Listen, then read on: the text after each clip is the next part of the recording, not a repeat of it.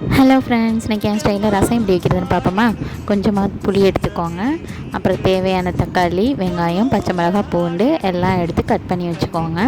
இப்போ ஒரு ஜாரில் கட் பண்ண வெங்காயம், ஒரு 5 பல் பூண்டு, ஒரு ஸ்பூன் சோம்பு, ஒரு ஸ்பூன் ஜீரகம், ஒரு பட்டை மிளகாய் எடுத்து போட்டுக்கிறேன், கொஞ்சமாக மிளகு, கொஞ்சமாக பெருங்காயத்தூள், அப்புறம் எண்ணெய் எல்லாம் ஊற்றி ஃபைனாக அரைச்சி எடுத்துக்கோங்க. ஃபைனாக 1-2 அரைச்சி எடுத்துக்கோங்க.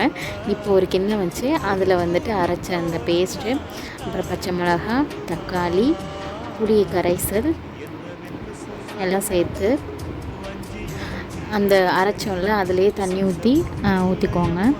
மஞ்சத்தூள், கருவேப்பிலையை போட்டு நல்லா ஸ்மாஷ் பண்ணி எடுத்துக்கோங்க. தேவையான அளவு தண்ணி ஊற்றிக்கோங்க.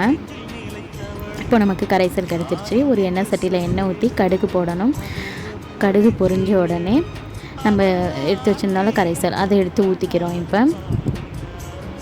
தேவையான அளவு உப்பு சேர்த்துக்கோங்க.